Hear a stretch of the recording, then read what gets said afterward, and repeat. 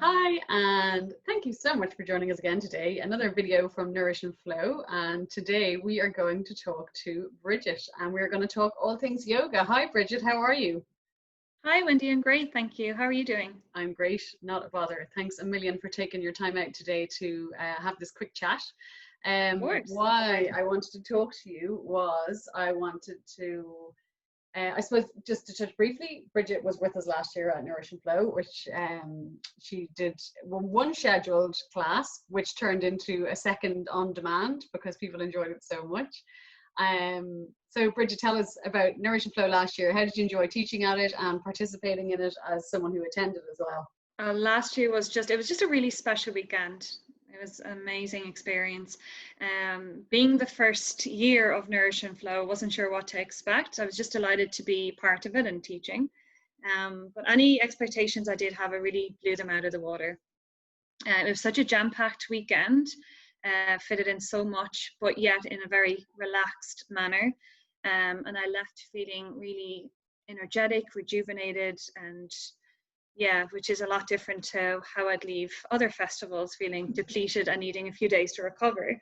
So yeah, it was incredible. From the drumming circles, the food was amazing, the fermentation workshop, it was all incredible.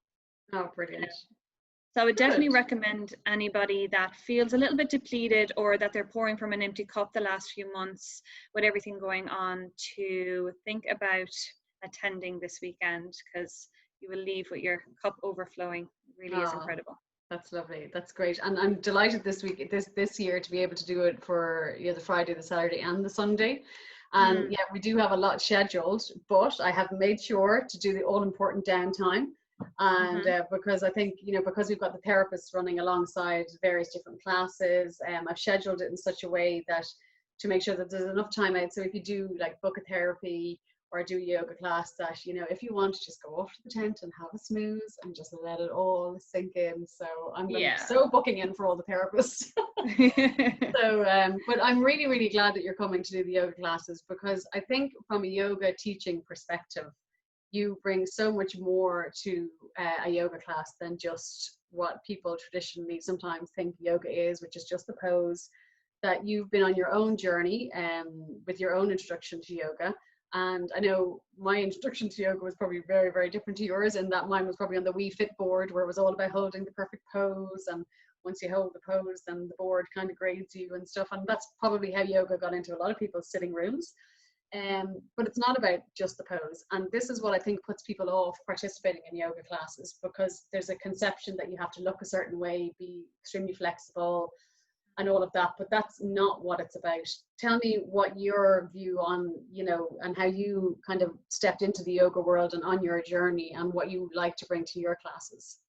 So I was very resistant to yoga because of the emphasis on the breath. I thought it was ridiculous that, the teacher instructing you to breathe over and over again. And my thought processes at the time was like, I get it, you breathe in and out. They don't need to keep reminding you. But my friend convinced me to go along to a class, so I did, and I was hooked from day one. And I guess a lot of the resistance at the start was the tuning inwards. I was fine with, I come from a gymnastics background, so the physical postures didn't so much intimidate me as the tuning into the breath and just that internal focus, because at the time I was suffering from a lot of anxiety. So the thought of bringing all that attention within to that anxiety just really frightened me. But I went along, gave it a go with an open mind. And as I say, I was hooked. I absolutely loved it. I signed up for that unlimited monthly classes. And I think I nearly went probably about 5 out of 7 days for the time that I was in Canada for the few months. And I just started, after a few weeks, really seeing the difference off the mat and in my everyday life. Things that would have made me anxious before, I was taking a new perspective on them. And I just felt this sense of calmness that I didn't have for many years, if ever. Wow. So I really just, felt so a massive benefit. You saw it. And massively, much more so than the physical. But I mean, physiologically, it's absolutely yoga is wonderful. But for me, really, what drew me to it from the start was freedom of mind I was getting from the yoga practice. Yeah, and I get what you're saying there in terms of you know, breathe in, breathe out, because it's like, I know how to breathe. It's like, no. Yeah, I know. And I'm learning more and more as I am on my journey in Nourish and Flow and meeting all these amazing practitioners.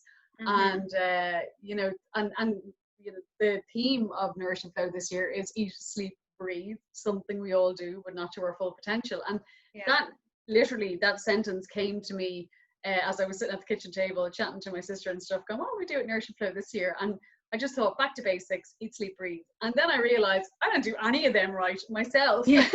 It's been really interesting for me on this journey to organize and create this event this year, that I'm meeting so many people and things are opening up for me. And reaffirmed what I'm doing here is that as doors are opening for me and I'm realizing so much more health benefits can come from the simplest things like breathing correctly, and then linking the breath with the yoga, especially in terms of releasing tension and stress and allowing yourself to kind of ground. And I never really understood the term grounding and stuff until it started physically happening to me, that I felt more centered, literally, as you say, off the mat. That, you know, I've only just got the connection myself to the whole breath and movement thing, and I am not by any stretch of the imagination in a yoga studio 5 days a week. I kind of drag myself into bed in the mornings, but it was only over COVID that I started doing it again, and I realized how stressed I was and how stiff I'd gotten. And then I got a bit upset with myself because I felt, oh no, all my hard work, I've undone it. But actually, after a couple of classes, the physical stress and the knots were loosening, and that in turn relieved my mental stress, and that in turn helped me breathe properly. And I was just like, wow, this is what it's about. It's not about the poses, it's not about holding things. And I often speak of, sorry, go on. No, I think when we were chatting the other day, you were talking about your training and how that has evolved over the years from the pose type training to where you are now. So tell me about how you conduct your yoga classes now. Well, I suppose going back to my first training there, you know, and coming from that training, and it was an absolute wonderful training, but I guess my emphasis would have been on getting the student to kind of serve the practice with their bodies. So, you know, the pose is warrior 2. So you're serving that pose and you're, you know, giving alignment cues for the student to come into warrior 2, even if, you know, say there's a lot of external rotation there, even if that doesn't suit the student, but you're honoring the pose. So I think my own teaching and practice has evolved a lot over the years to really encourage the students to have the practice come meet them where they're at and not force their bodies in any way, because really that goes against, you won't find the benefits of yoga, especially off the mat, if you're forcing your body and bringing, you know, your nervous system perceiving it as stressful. You know, then you're definitely not going to get the benefits off the mat. You might feel leaving really annoyed, frustrated. You might dislike the teacher and maybe displaced anger, you know, and you can, you know, there, I'm sure there is a lot of that in classes, people leaving feeling frustrated. So it's just really important to, allow the practice meet you where you're at. And I think that's where my teaching comes from nowadays. And at the core of it, doesn't really matter what shape you're bringing into your body. It's not about how it looks, it's about how it feels. And also, is your attention to breath at the core of it? Okay. Because that's where the magic happens. That's where the magic happens in yoga. You can do the most impressive pose, you can do the most impressive back bend, but if you're not breathing correctly, not really tuning in, you know. And as we were talking earlier on, even with the breathing, it's calming your nervous system, and that's what it's about. You're breathing in, flooding the body with oxygen, and calming the nervous system down, and that in tune in time with movement and stuff. It's a really beautiful practice to do. And I'd encourage anyone who's coming to Nourish and Flow this year, if you haven't practiced a yoga class, to give it a go, because as Brigid was saying, she is working with everyone in terms of yoga. There isn't one size fits all. She works with everyone to get them into I think a state of flow, really, isn't it? It's just about what type of class would you like to run this year, actually? We were chatting beforehand and you had a lovely suggestion, which... Yes, so I was thinking of to tie in with the team and Nourish and Flow, to call it Flow and Restore. Lovely. So it'll be coming from a vinyasa style of yoga where the poses are linked to like this nice flowing sequence. And then we're working towards the last 15 minutes will be quite restorative. Okay. So really relaxing. So the first, the first part of this class will be about 45 minutes. 45 minutes. I've allowed an hour slot in the morning just to get Okay. people on the mat, and you know, if I Perfect. personally myself, I'm a bit of a Shavasana girl, so I'd be lying there for 15 minutes at the end. Soaking it all in. So we'll say for the first 30 minutes, we'll be introducing heat into the body and working through the poses, but they're going to be very accessible. And with accessible, they'll still be challenging at times. Mm-hmm. But what I'll be challenging people to do is when they're holding the pose, can they tune into the breath and, really invite a deep, expansive inhale and long exhale out. So you're keeping that calmness in your nervous system while your body is being challenged. Yeah. And this is where I find the most benefit off the mat. If you can train your nervous system to keep calm when you're being challenged, then off the mat, when there could be chaos around you or whatever's going on, any stressful situations, you'll find this in the core of you is this calmness. And it's incredible. But again, when I say challenging, I do not mean you'll be standing on your head or doing something crazy. It will be something that will seem quite easy when you get into it. You'll be like, but I might say, okay, now let's hold for 10 breaths. Can you stay with the little bit of discomfort that's rising now? And can you tune into your breath and bring, your focus there rather than like, oh, my thighs are starting to burn, So it's shifting the focus and Yeah, it's lovely. And so what we've scheduled is for Brigid to run 2 classes at Nourishing Flow this year. So we're going to go with morning classes. So Saturday and Sunday morning would be lovely. And I think, as you're saying, that you're very much tying in with the theme. So even on Sunday, we might have a more relaxed type of class. Mm-hmm. Again, the terminology out there, because I know when I put up your class on social media, I said it was a restorative class, and when we were chatting, you were like, so do you want me to bring all the props and all? And I'm like, what do you mean? I thought restorative was just like lie there, because that's again my kind of yoga. Yes, restorative as a style would you're kind of like being held in positions with the props. But definitely we're going to bring a restorative element to the last 15 minutes of the class. Brilliant.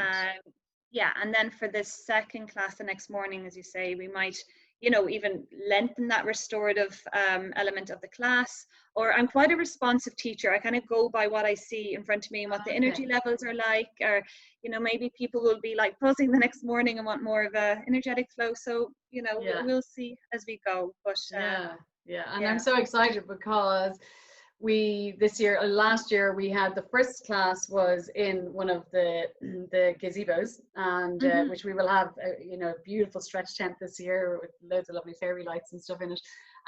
But I'm really hoping that we get the weather and we can do it outdoors. Oh, fingers crossed. Because on the Sunday morning I know you did it outside. That was lovely. Everyone kind of out of their tents, and those who didn't want to partake were just kind of sitting in the tents watching the class. It was just so relaxed. It was lovely to wake up actually and see a yoga class happening outside. So fingers crossed we get to do it outdoors. It'll be really lovely. And of course, if it's in the morning, it won't be too hot in our beautiful Mediterranean weather that we get down here. We're very hopeful. We'll do sun dances. But I'm really delighted that you were able to do this video with us. I hope people who are coming who haven't tried yoga will try it, because it's this is these conversations and meeting all of the practitioners and the therapists and doing the therapies that the guys and yourself are going to bring to all of these people here has really affirmed why I'm doing this. Even 5 people get some sort of release at the weekend, or just relieves their stress a little, or as you said, they go home with their cup refilled and they're recharged and ready to go again. Well, then that to me is this is why we're all doing these healing modalities or these nice therapies for people, because we want to, Absolutely. we just want to help people along the road, you know, make life a bit easier. So I'm so looking forward to seeing you, and I'm so looking forward to actually getting to partake in your class this year. I know, it'll be exciting to have you in the class this year now. Exactly. Absolutely. Just briefly in classes, like I always welcome students to, you know, if the energy levels are low, or if you are finding it a little bit overwhelming, you know, I often say, like, I used to have a lady come to class and she'd do half the class and then lie down for the rest of the class, and I'm like, that's absolutely fine, you're letting the practice meet you where you're at. And she used to tune into her breathing for the second half, and she used to come every week and choose to do that, and I loved that she felt comfortable enough to do so. So again, going back to the class will be very accessible, as I said, but just you know, come as you are. In terms of clothes, don't do it in skinny jeans. I've tried it doesn't work, so bring baggies. Bring baggies, anything that's comfortable and allows you to so anything that you're comfortable in. Exactly. And there's no other props, equipment, nothing needed. Just to yourselves, just yourself and your breath. And your breath and come at an open mind, and that's brilliant. Oh no, it'll be absolutely amazing. So thank you so much. You're so good for joining me on the video. And I just want to say, if you haven't yet purchased your ticket for Nourish and Flow this year, please make sure to pop on quickly and do so. We've had to limit the numbers, obviously, because of HSE guidelines and to ensure we can adhere to social distancing. So you pop onto our link in the bio and you will be able to make sure that you get your tickets. And once you get them, you will be greeted and met by Brigid both mornings for an amazing yoga class. Thank you so much, Brigid. Thank you, Wendy. And I'll see you in August. See you soon. Take care. Bye. Thank you. Bye-bye.